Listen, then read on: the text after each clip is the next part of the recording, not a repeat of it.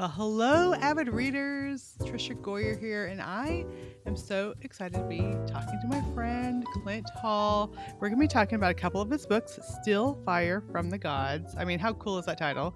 And then Echo Nova, also a cool title. But before we start digging into those, Clint, why don't you just start by telling us a little bit about yourself? Okay, so here's the first thing I'm going to tell you about me, Trisha, which is that let's just, we're all friends here. I love being the center of attention. I do. I love Oh, being the center good. of attention. I like hosting. I like being on podcasts, but I hate talking about myself. I am no good at it. I'm no good at self promotion. We're going to get through this together. Okay. Because when people ask me like, so tell me about your book, I forget what words are. Anyways, I'm Clint Hall. I'm a sci-fi author. See, we're off to a great start. I'm Clint It's Hall. I'm a awesome. I love sci-fi it. sci-fi. I'm a sci-fi fantasy author. We could have a conversation about Steel Fire and where it actually ought to be shelved. But let's just say that I'm a sci-fi fantasy author. I've been writing for over 10 years now. My first published book, I should say, Steel Fire from the Gods, which released from Enclave Publishing in November 2023. And my second book is a young adult sci-fi book. It's called Echo Nova, like you mentioned, and which is weird to call it Echo Nova. We can talk about that. Has not been the title for very long. That is a very new title for Oh, me really? for a book that I've had for 7 years. Um, Anyways, that is a young adult sci-fi novel, and depending, I'm assuming this episode is going to go up after the book comes out, but it releases on January 14th, 2025. So by the time this episode goes live, I imagine it's probably going to be It out. will be out, and that's so exciting. So congratulations on that. Thanks, Um, thanks. so I I'm gonna skip over. We'll come back to Still Fire from the Gods because I want to know about the title Mm, change because yeah. for our second book we had a different title. It's now Yes. Flight of Fate, and then we get Which is this cool. message like, "Hey, so we can't have that title anymore," and they gave us a reason because another Yep. author had a similar title. And I'm like, That's what happened to me. "Oh, That's what happened to me. And it's an interesting thing about Enclave because I think with most publishing imprints, this would not have been an issue. But Enclave is so fortunate that there's a reader base that is dedicated to the publisher. And that doesn't happen. I know you, I'm not really talking to you. You know this. That doesn't happen a lot. But there are so many readers that, I mean, they're always aware of what the next Enclave book coming out is. mhm, Enclave wants to be careful about not having title confusion. yes." So they try to avoid similar titles. So I wrote Echo Nova 7 years ago, and it's been called Time Star forever. Which is not a very creative title because that is what sort of the lead character sort of becomes. He becomes a time star, a star of a reality series that sends him on adventures through time. And when I signed a contract with Enclave for this book, they said, "Hey, well, we've got another book coming out with a similar title. I guess it's Time Door, which is Shannon McDermott's book that's out, I think, a couple months ago." And they're like, "Listen, it's just too similar." And I was like, "You're right, it is." So I went through so many sheets of paper. I've tried other because Steal Fire from the Gods. Well, maybe I'm the phrase title author guy. So I tried all these phrases. None of them worked. I came up with all these titles that I found out were like trademarked by these companies you've never heard of, and then finally though landed on Echo Nova, and it's actually perfect, and it works so well in the story. And people who read the story will know that it's actually the perfect title for a specific sort of phenomenon that's part of the story. But it's actually a term that I backed into, Mm. partly because it sounded cool, but then also it actually very much makes sense in the world. So sometimes, sometimes you have to do things out of necessity and you feel like you're just trying to piece something together, but then when you do, it actually fits perfectly, right? It's like, And that those are is so wonderful much yeah, moments. that's such a perfect Yeah. I love that title. Oh yeah. Well, good. I'm It glad. sounds like a Well, good kid's name too, Echo Nova. the other thing is I when I was thinking about so many of my own favorite books, I realized that a lot of them have simple titles. So Ready Mhm. Player One of my favorite books, World War Z, my favorite book about zombies, and they're all titles that are easy to spell. If someone said it to you over the Mhm. phone, you would hear what they were saying. So I was also doing that instead of trying to like make up a word, which I Right. actually went down that road for a little while. But I was like, no, I want two words that are easy to spell, and that that people can tell. Oh, Echo Nova, got it. So yes, that's how we landed on Echo. I'm thrilled with it though. It's fantastic. Well, we're gonna have to talk about that book first because we're talking about the title first, and then we'll come back to your Okay. Sorry, award-winning. have I already ruined the podcast? No, Have I you're already good. just No, steered this? Okay, great, good. Okay, don't let me do that, Trisha, because I will hijack. I'm a podcast host. I will hijack this podcast if you let me. So don't let me. I'm leading still, right? I think so. I think so. Okay, let's tell us about Echo Nova because Yeah. YA is it sci-fi? Is it fantasy? What is Echo Nova? So it is. Now this one is pretty straight up fantasy. Or wow, this one is pretty straight up sci-fi. So Okay. Echo Nova is the story of Dash Keen. He is a high school dropout slash rooftop racer who becomes the star of star of a reality series that sends him on adventures through time. And if that sounds rehearsed, it's because I've said it so many times and written it down. So but that's what the book's about. So here's kind of the maybe not so quick pitch. We're on video, so that's wonderful because I use my hands when I describe this story. So in the future, in the Echo Nova world, right? Uh, they discover that time is kind of like a stream of water trickling down the Mm, sidewalk. Okay. In the present, we are at the very, very front tip of that stream of water. You can't go into the future because it hasn't happened yet. There's no water there, right? We're at the front. But with each passing moment, that stream gets longer and longer and longer. Okay. Now, but when they discover how you can actually travel back in time, right, going back into the stream, what they realize is that when you go back and you change things, it does create ripples. And this is a trope throughout time travel stories, right? yep. You got to be careful when you go back in time. If you step on the wrong grasshopper, your grandmother might never be born or whatever, right? Yeah. In my story, what they discover is that yes, it creates ripples, but those ripples back here in the time stream, they move at the same speed as the rest of time. So they never catch up to, if we're here in the present and here's the ripples, they never catch up to us. So if we go back 20 years from right now, or in January 2025, if we go back to January 2005 and cut down a tree, and now you've got a new like timeline or whatever without that tree. In 2025 we still have our tree because the no tree ness of the previous timeline, it never catches up to us. By the time the no tree time gets to 2025, we're in 2045. So once that's discovered, the question is, well, if we go back in the past and we change things and it doesn't affect the present at all, if it's not affecting us in the present, is it real? And they decide that it's not. They say it's not, the past is not Mm, real, just residual energy. And they kind of just wipe their hands of it and they license it off to corporations and they say, do whatever you want with it. And they can move people back and forth through time. They can move resources back and forth through time, and they can send signals back and forth through time. If you're really, really rich, you can go back in time and see Babe Ruth hit home runs, or see the signing of the Declaration of Independence, or wrestle gladiators, or whatever.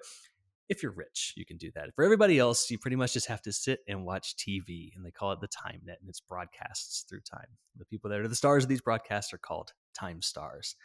And for our hero, who is certainly on the wrong side of the tracks, who has to race across rooftops just to try to make a little bit of money for his family, he watches the time net and dreams of being a time star, right, with a better life and fame and fortune and all those things that come with it.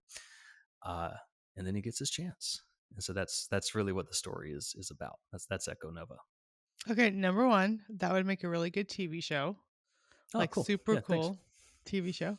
Number two, when did your brain like figure this out? So okay, Because like that's really really smart. Like and this now one. other people will probably steal that idea. So You know, Steel like Fire. the stream one. Yeah, and I think it was what's funny is I kind of did some research and I think I only found one other book that might have done, and I didn't read the whole book. I think I found one other book called Time Salvager that had kind of a similar idea that changing the past doesn't change the present or whatever. But for the most part, it was something that hadn't been done. With Steel Fire, we can talk about this later, but the concept literally just came to me Mhm. driving home from Chick-fil-A one day. It's like the most Christian thing anyone can say. Like, I was driving home from Chick-fil-A and I got an idea for my Christian sci-fi novel. Um, Echo Nova was actually more just kind of elbow grease. I knew that I Mm. wanted to do a time travel story, and I was just going through notes, just writing sheets and sheets of notes of ideas, and I was at my I usually have a whiteboard in my room, and I love being at the whiteboard. Just I love the Mister Rogers thing of growing something in the garden of your mind. All you need is a teeny tiny little seed of an idea, and it doesn't seem like anything, but you water it a little bit and it grows, and you water it a little bit and it grows, and that's what thinking. That's what thinking does. And for me, thinking is an active verb. Thinking is means I am writing. Thinking means I'm at the whiteboard drawing or outlining or sketching. And it was really that I love time travel stories, but I wanted to bring something different. And so again, this is a counter to, if you make a change in the past, it immediately impacts the present. This is a change to that. I'm not critiquing that at all. I love those stories, but I wanted to bring something new to the Mhm. genre. Mhm. And I don't remember exactly how I kind of came up with this concept, but I know that it was not very romantic. It was not the muse striking me. It was me just kind of working and working and working until I kind of had a night. I mean, and also it was like 8 years ago that I had Yeah, the yeah. idea, so I don't You remember you that. could make a story around how you got the idea. I Like, could. yeah. I should make something up because it would be more fun than the explanation that I just did. I have a much better one for Steel Fire later if we want to get into that. But yeah, I just came up with it though. So No, that's so good. And a book just fell over on your shelf behind you. yeah, these are new So bookshelves. I just the got them. They're time gorgeous. they are Yeah. gorgeous, but maybe time, maybe you put you change Oh, time. maybe. And that's on my bookshelf for my friends too. So I tried to do some organization there, and I'm still not sure if I've done the right thing because some shelves have way more books than others. But that one is the books written by my friends, and you can see You that need to buy more books from your I friends, need to though. buy. Well, I buy a lot of ebooks and Oh, audiobooks. yeah. It's the I truth, actually. I buy more audiobooks, so I love Yeah, audiobooks. I love listening. I try to sit down because I just got a Kindle version for someone I just interviewed right before you, yeah. and I sat down and I started reading, and one little line from her book made me come up with a whole new book idea that ended up Oh spending wow, like 45 minutes plotting this idea. And I'm like, I cannot sit still and write. Like, that's why wonderful. audiobooks, I need to walk Yeah, around to be just listening. Because if I'm yeah, sitting, I have to be writing. And then I'm yeah. never, unless I'm on an airplane or like at the beach or something. But otherwise, yeah. Normally, if I buy a physical book that one of my friends, it's normally because I'm going to do a giveaway with it. Because Oh, that's good. especially having young kids, and we both work. A lot of my reading, so to speak, is done like while washing dishes or Yeah. scooping the cat litter and taking out the trash and that kind of stuff. And then, or late at night, but I like ebooks for that because I can do the black screen with the white Hmm. letters and I'm not keeping my wife awake while I'm reading. So, Yeah. yeah. hmm Yeah. Good stuff. Okay. Um, that sounds really cool. What was his name again? You said Dash? Dashel, if you're being formal, Keen. And he's a runner. So I wasn't super creative with that to name my character who basically running makes him feel alive. And so named him Dash. That sounds so cool. Okay. So I just need to know a little bit more. Like, do you have specific times in history he goes back to? Is it on the same Yes. planet? Is it through Yes, space? and this is not necessarily spoilers because if you look at any of my marketing content, this is all pretty much right there. So he definitely goes back to. I think I specifically say that it's the Cretaceous period. So there's we have to have if you're going to do time travel, got to have dinosaurs. He goes back to the Wild West. He goes to feudal Japan. He goes to the age of piracy, and those are the only ones that I'll. There's a couple other little sort of surprises here and there, but Mm. those are some of the big ones. And a lot of those are just simply because I just wanted to kind of explore those places in a story. It's I just know. things that I That's thought the fun were part. amazing. Right. And then you get to cheat a little bit when you're doing a time travel story because, you don't have to choose between which type of book that you want to write. You can kind of write stories in all of them, by jumping back and forth through the different time periods. Yeah, this book, some people have said, oh, this kind of feels like Ready Player One. It's very different. Ready Player One is obviously about virtual reality and that sort of thing. And it's also very nostalgic. Um, but Ready Player One was a book for me. So I was up for some award. This was years ago. I was up for some award, and we go to the conference, and like my wife buys a new dress, and this, excited, right? And I didn't win, and I don't know if you've ever lost an award, but you feel Yes. it's not the losing the award, it's the fact that you feel like you let everybody else down, like your family and everybody. You feel like which is silly, by the way. Anyone who lost an award, you did not let anybody down. Like, at least But you get nominated, though, so of course, right, right. But so, anyways, I remember we went back to the room, and I just opened up Ready Player One. I think I actually had it on my phone of all things. Like I was literally reading the ebook on my phone, and it was just such a great book for getting away, and just like mm, putting my mind somewhere else for a while, just somewhere fun and very like kind of escapist.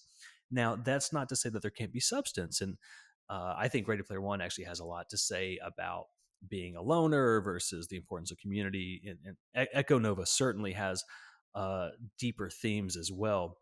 But it was sort of the tone that I wanted. I did want to give something to people that was just mhm. fun, that was fun to read, and that they could just kind of get away for a while and escape to different time periods. So that's what I did.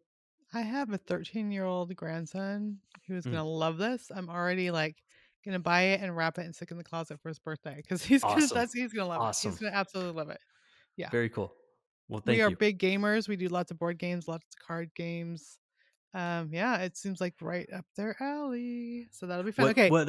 So wait, what games? I've got to know. What are y'all's favorite Oh, games to play? oh, like Dominion and so what did we play? We played Gollum, Century Gollum last night. Wow, We do all kinds of stuff. Like we are very big cool.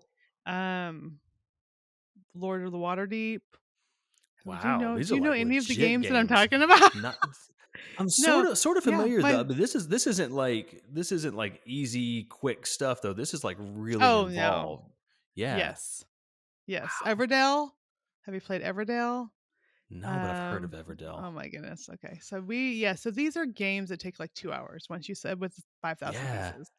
But yeah, my 3 oldest kids especially, they're 36, 30, I'm aging myself, 36, 33, and Okay. 30.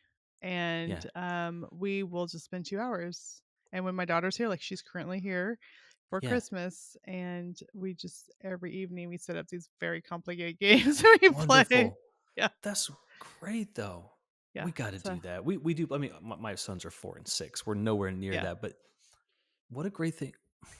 Games are such a great thing to s- because you can still sit, you can still kind of talk about things while you're playing a game, but it also gives you Mhm. something to do. It's an active experience versus a passive experience, so like watching a movie or something together. Huh. Yeah, that's fantastic. Wow, I'll what a great send you thing to do. some games. Please My do. 6-year-old granddaughter loves games also. So, Okay. yeah. Hmm. Yeah, please do. I'll Oh, send you some awesome. that we like.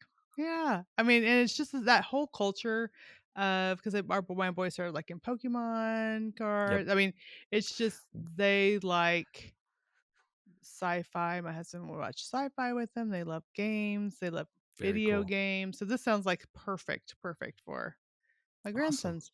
Yeah. Oh, well, I hope Okay, they like it. so we talked about awards, and you've had times you just mentioned sitting there and you didn't win the award, but I know that Yeah, you won an award recently. So talk about that, and then we also did. Still Fire from the Gods is also nominated for more awards. So talk about the awards, and then we'll talk about Still Fire from the Gods.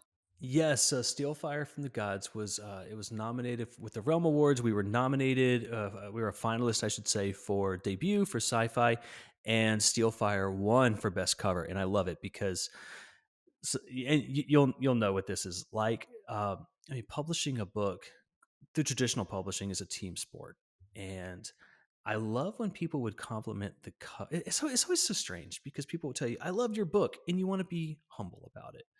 And look, the truth is, I believe that anything good that I do comes from God. And that's always the Hmm. first line of my acknowledgement. So it's my first line of my acknowledgement in Steelfire, same thing with Econova.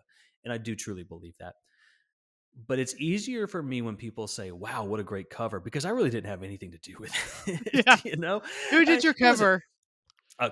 Kirk Oh DuPont's. yeah. Oh yeah. He Yeah, does. who's Yeah. the best. He's great. And so it was one of those things, though. You hear these horror stories from some authors about okay, stepping back. So again, for people who don't know, generally in a traditional publishing contract, the author doesn't really get a lot of say in the cover necessarily, right? That Mm-mm. they matter of fact, I don't believe Enclave was even required to ask my opinion. Now, they do though. They sent me a form and I filled out a whole bunch of stuff about the book, including, "Hey, do you have any ideas for the cover?" And the truth was, I really didn't. I was kind of like, I don't know, maybe put a robot on it. Um, but you hear these horror stories of authors who will be with these publishers and they will absolutely hate their cover and there's nothing they can do about it. And Mhm. what a terrible feeling that must be to then have to go out and market it when you like don't love the way it looks and you're holding it up and you're like, I don't like this. I love the story inside, but I don't like the cover. But so anyways, um uh when Enclave sent me the cover, I saw it and I see the email and I see that it's the cover. I kind of braced. I knew Enclave had great covers, but still, I kind of braced myself because I'm like, okay, there's probably going to be some things you like. There's probably going to be some things you don't like. Let's just sit with it for a while. And I click it and I open it up and I was like, it's perfect. It is awesome. That's so awesome. And it was almost exactly what is there now. They actually said, "Oh yeah," because and I responded to them, I'm like, "This is perfect," and like, "Oh yeah, no, we're actually going to tatter the robes a little bit more and this, that, and the other thing." They made a few small little touch ups, but so yeah, I love when people compliment the cover because it is it is a way for me to gush about the book in a way that doesn't feel You like don't I'm feel weird. bragging. I didn't do it. It's funny too because people like congratulate me about it, and Kirk did say he's like, well, man, it was your story. It was your story that inspired the cover. I was like, yeah, but that's the end of it. Yeah. You know? But for the fact they got nominated for awards from the Realm It was Awards, cool. and It was also cool. ACFW, so Yep. the Yep. story must be kind of okay too. I hope Because, so. I mean, tons of people, especially debut author, like, Mm, I don't even know how many books are in that category, but it's sure. probably Yeah. a lot. Like, it's yeah, so The truth is, I have no idea. I have no I idea either, have no but idea. So, for 2 different completely different conferences to have mhm. you as a nominee is pretty good. Okay, so tell us the story behind Still Fire from the Gods. So Steel Fire, it was kind of a couple different things happening. I write my as a day job, I write for a big tech company, and I had been writing a lot about AI, and I'd been writing about a specific story, and I think it was about a vineyard that was using AI to measure the topography of the land and the soil quality and the air quality and rainfall in different areas. And they were trying to use AI to come up with better irrigation strategies because they were thinking about how all of these different natural elements come together to make a better grape for wine, essentially, right? And then so, okay, if we understand how this stuff works, then we can say, oh, we need to water more here, less here, whatever. But it was, and I say that like it's nothing. It was actually a really interesting story. And it kind of occurred to me though.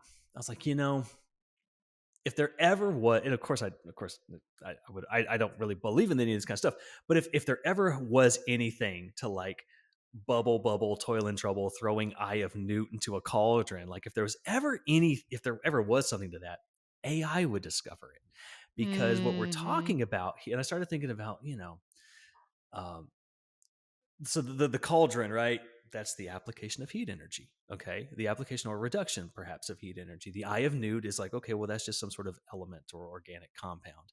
And even the magic words, right, saying abracadabra, okay, well, that's sound vibrations. And so I started thinking about how would you break these all down into very Mm. scientific variables that all had to come together in a specific way to create an astounding reaction. And I thought, if that actually was real, it would probably be so precise, or would have to be so precise that any would be human wizard or magician or whatever, if they ever got anything out of it, it would be a total fluke. They got it by accident, but it would be AI Mm. that figured it out. And so, and I was driving home when this all kind of hit me, and this line came to me. And the line was, the human alliance knew it was over when the robots started doing magic. And Yeah. it made me laugh. It made me laugh in the car. And so I got home and I called my wife. My wife is always my first reader. She's always the first person I take ideas to. She's my first editor. And I called her and it made her laugh too. And she said, this has to be your next book. And that was all I knew was that one line. And then the robots were doing magic. Um, and I've built out that line a little bit, but that is still the very first line in the story. And I built everything else off of that. That's amazing, because that doesn't happen very often. Usually, I mean, sometimes a character comes or a setting comes or the situation comes. I love that it was the first line and that first line is, I mean, maybe changed it a little bit. You've added more to it, but it's there. it expanded just a little bit, but it's still pretty much the first line. And so I do every chapter in the book opens with a different quote from a different person that sort of has lived through this time where machines have harnessed elemental magic and used that power to overthrow humanity. Uh, but all of the names, because none of them are actually characters in the story, it's all other people, Mhm. and they're all combinations of my friends' names. And so Oh, that one, that fun. quote, yeah, so that quote is Sergeant Jack Sweet, which is a combination of two names of two friends who have been extremely supportive of me, like as long as I've been writing. So that was kind of a nice way for me to be able to say thank you to so many people who have supported me for so long, because so many of them are now in the book, as Oh, different that's so characters saying or fun. write different things. Yeah, yeah. I love that. Okay, so your main character is he starts in a different world. He has a mechanical heart. Yep. He is very much a loner. He has memories of the past. He's denied God now. I mean, there's He's angst. Like from page 1, it's like this eh, guy. There's a lot going so on, but he's going through a crisis of you faith. like him. Like it's like Yeah. you, yeah. Well, Okay, because here's the thing, right? If and here's the truth. He wants to not believe in God, but he still does. I know. And Yeah. if you had gone through what he had gone through, you Yeah. could hardly blame him. And it feels like that sometimes. So I'm for not him, that far yet. What happened in Atlanta? You can't tell me though. oh no, I can't tell you. Um, Oh, But but that's thank in you there. for It's like asking that. Boy, I'm everyone's glad you like, picked. You know, it's funny. That was a late edition, actually. That was a late "Really?" addition to the book. Yeah, that was. Anyways, so he. Okay, so robots learn magic and they start overthrowing humanity. Mhm. His family was part of the Human Alliance, right? That's the resistance. These are the ones that are fighting back against machine rule. And his parents and his family did absolutely everything right. They prayed, they sang songs to God, they studied God's Mhm. word, they helped other people, they loved like Jesus loved, right? And then they got absolutely annihilated. And they got absolutely annihilated by an enemy that, because again, is because it's all elemental magic. So you could say that's the powers of nature. You could say they got eliminated by an enemy that is wielding the powers of God, of Right. fire and wind and water. And he's the only survivor. And he is kind of asking himself throughout this story, like, God, how could God let this happen? And I think that we feel that way sometimes. There's Mhm. none of us is perfect, of course, but and there's lots of things in our life that have gone wrong. And if we're being honest with ourselves, we can say, yeah, this is my fault. I made this mistake. I made this choice, and that led to this, and that led to this, and that's why I am where I am. But sometimes things happen and they're not our fault. You Mhm. know, sometimes it's not because of a choice we made. And it is easy to question your faith, I think, at those times, when it's Mhm. like, okay, God, I know I'm not perfect, but I didn't deserve this, or my family definitely didn't deserve this. And that's where he's at. Um, and I don't want to spoil the story, but the thing is, though, is we know, and this is what the story is ultimately about. I mean, we know that you know God probably didn't cause that bad thing to happen, but that God can use it, and that God can use it for good. Um, and I actually think that when that happens, and when you see that happen, there's actually two blessings that come. There's the good thing that God does, whatever that is, right? But the greater blessing is when you realize that God had to have done it, when it is something so miraculous Mhm. and so just unbelievable and so seemingly impossible outside of the existence of a loving God. That recognition, that is the greater blessing. And that's kind of what this story is about, And Mhm. it's a story about. Now look, this is a fast-paced action-packed story about magic robots. Don't let me sell this too heavy. Yeah, it's true. Like Um, it's not as philosophical as he's talking right yeah, now. but and the I didn't do a dedication for this book. Instead, what I wrote was, uh, our darkest secrets can become our greatest strengths, especially when we use them to help someone else, right? And that's really that's ultimately what the book is about. Is that sometimes these things happen, and it's difficult to. Sometimes it can be difficult to reconcile our faith with it, but those dark secrets, those deep shames, though, that they can become something very, very powerful. But especially when we choose to use them unselfishly to help other people, I think that just incredible things can happen. So Especially that's the an thing. outcast, a beautiful outcast, maybe, because he Maybe, might maybe help her. I don't know. maybe she helps him, right? Yeah, Oh.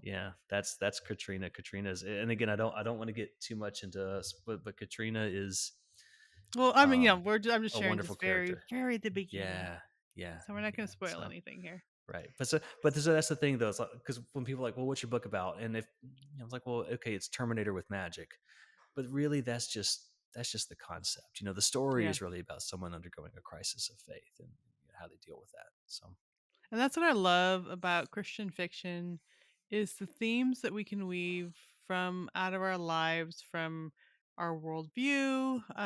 There's a lot of stuff out there that has the same type of elements, but you don't walk away with hope. You don't walk away with yeah, that's the word. thinking through your life choices or God's hand in your life or any of those Yeah, types of things. yeah. All of my stories are always about hope, wonder, and adventure. But hope is always first and foremost. It's always about. And a matter of fact, so when you sign books, do you have like a beautiful signature? Do you do like a No. no? Okay, good for you. Because I think it And was like Nadine. writing something insightful, I'm like, here's my name. It was okay. Well, so certainly Nadine, Oh Nadine yeah, yeah, Brandis. yeah. So yeah, so she's been my friend for a long time now, and she's the one who told me, she's like, don't have a cool author signature because then you have to do it every single time.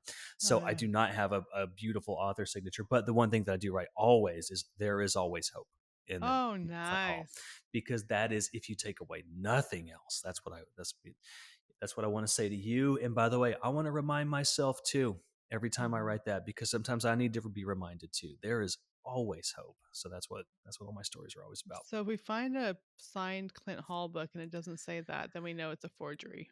I'm trying to think how many of them have I done that said something else. I think I signed it differently from my uncle. I don't remember what it was, but no, there's pretty much is. Yeah, if it does not say there is always hope, it was probably not me. Someone forged it, That trying to someone pretend to forged be it. you. Yeah. Yeah. Okay, I hope so I hope I get forgers. I hope that the I know it's almost a compliment. They're like, "Wow." right, exactly. Yeah. Okay, so we have the YA, we have Hmm. sci-fi with magic. Yep, that one's adult. Steel. Yeah, I Yes, should make that adult. distinction. Steel Fire is an adult sci-fi. You could hand it to a mature 15 or 16-year-old for I sure, would but it agree. does. Yeah. Yeah, it does deal with some heavy themes though about questioning your faith. Mhm. And then Echo Nova though is young adult. So yeah, it's intended for a younger audience. Okay. So, Hmm. are you working on something else? Is there what's I'm gonna always come? working on. I'm Well, I always mean, are working you on gonna do stuff. more of the sci-fi magic? Are you gonna do more of the young adult? Are you gonna do who? Are you gonna do an Amish romance next? Could you know? So people have asked about People have asked about Steelfire. Steelfire is a standalone story with serious potential for sure.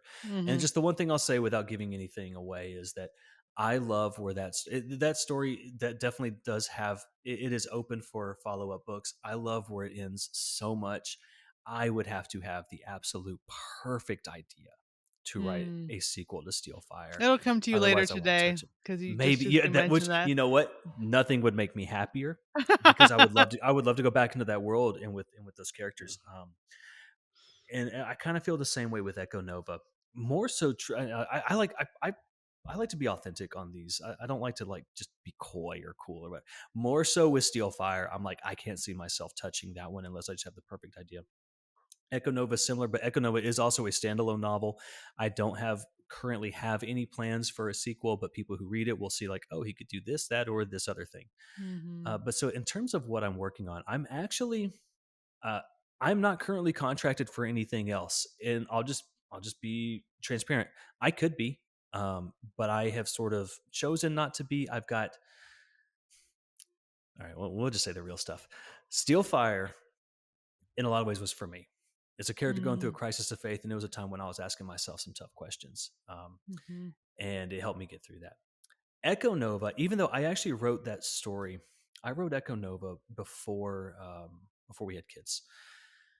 But I now realize that and I've dedicated that book to my sons because I now realize that this is what I want to say to them.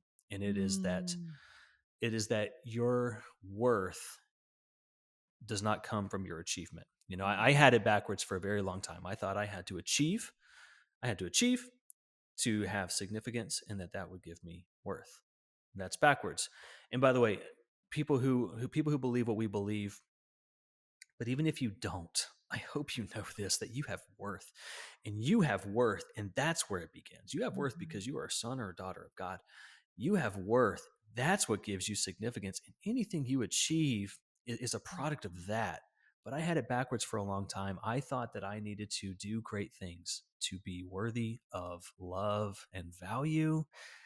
And that's when I wrote Echo Nova, I was thinking about that. But I think that our culture is very much like that right now. You know, I mean, Oh, absolutely. Yeah. we quantify our worth with followers and likes and all of these other different things, and how many people know our name, and that's no way to live. And it can also dull your empathy for other people. Fame warps our impression of ourselves, but also of others. I could go along into that, but you'd lose me for an hour. Uh, but so, anyways, Steelfire was for me. Echo Nova is kind of for my sons.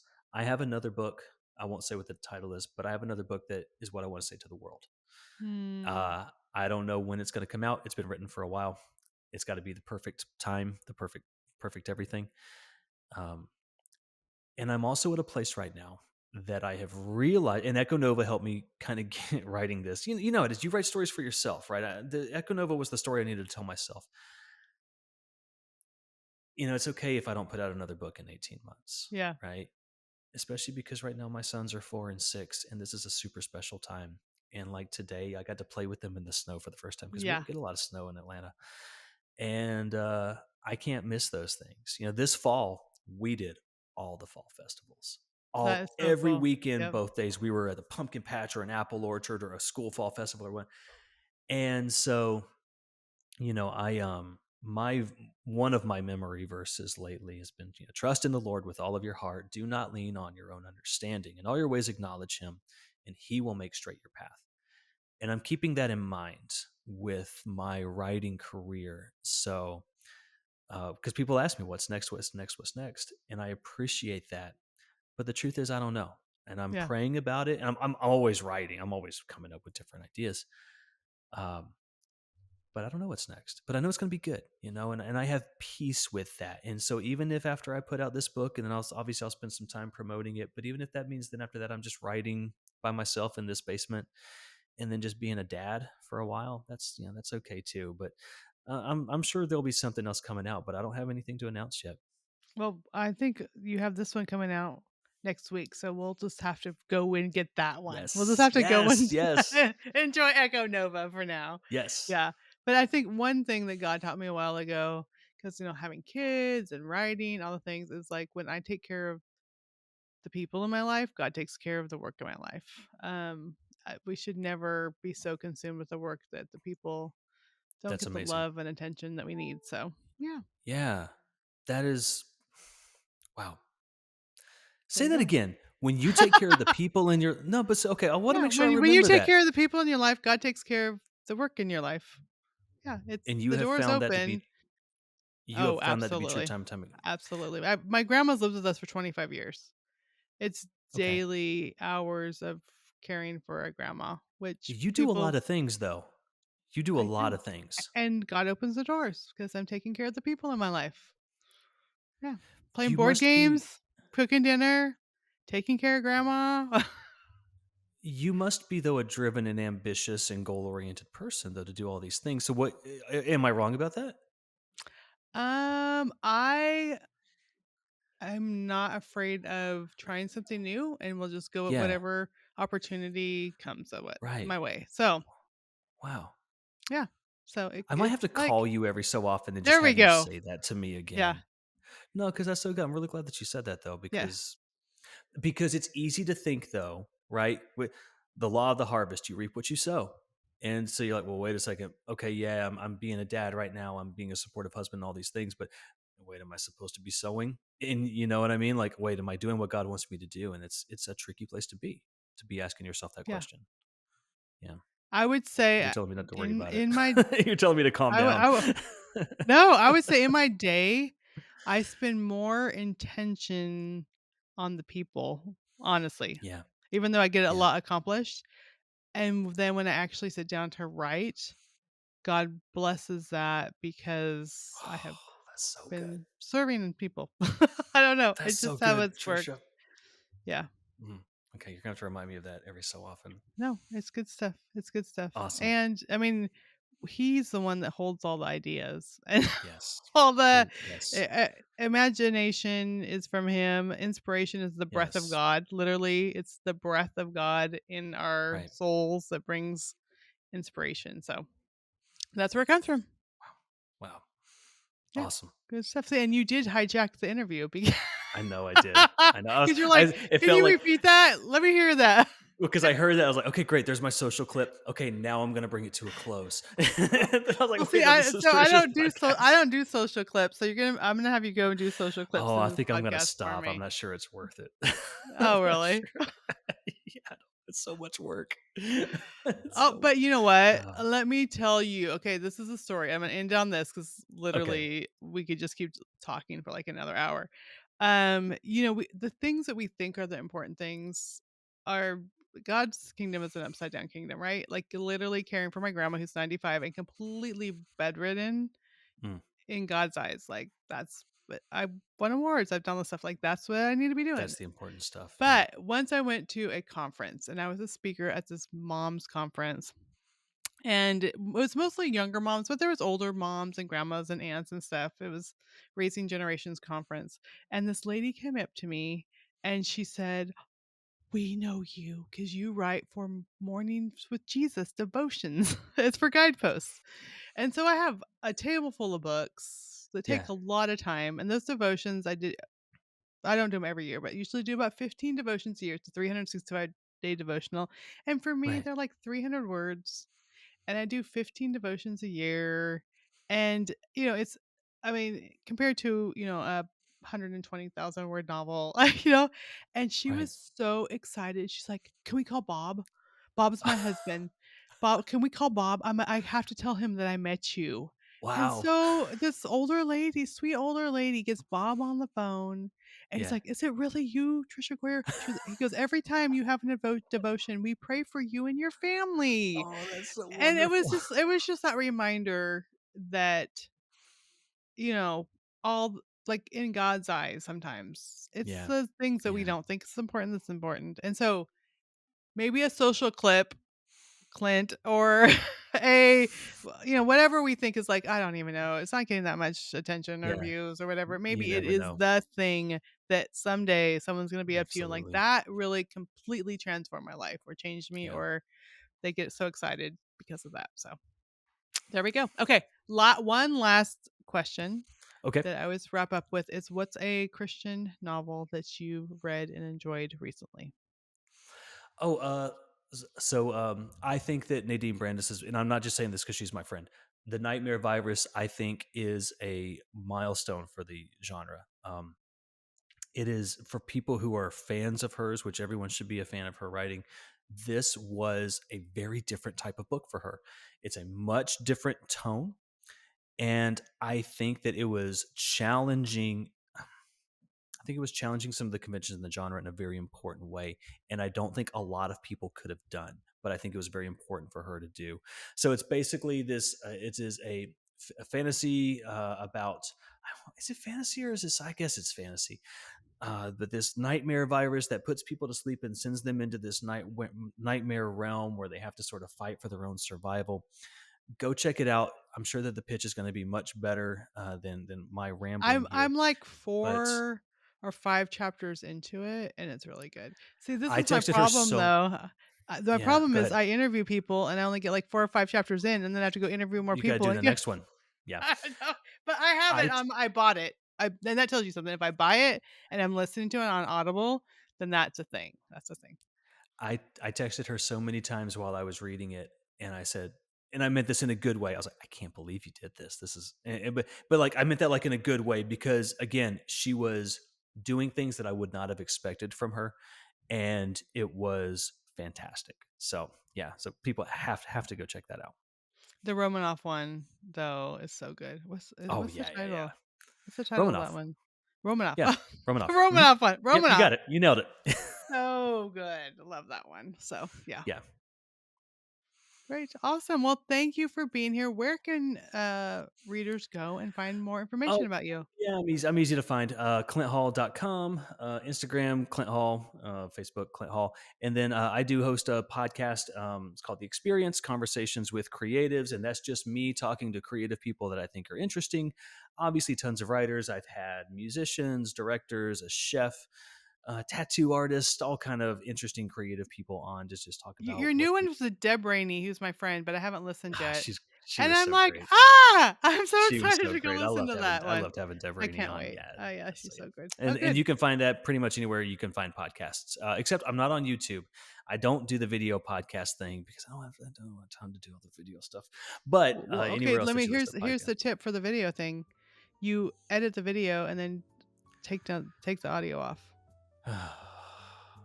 And it's so much easier. It's just more time. It just sounds like more time, Trisha. I will eventually. So Okay. yeah. All right. Well, Yep. thank you for being here. Oh, thank you so much for having me. So, okay, the names of the books again are Yes. Steel Echo Fire from the Nova. Gods, and then Echo Nova. That's right. Yep. All right. Perfect. All right. Thank you so much. Thanks for having me. I really appreciate it. All right.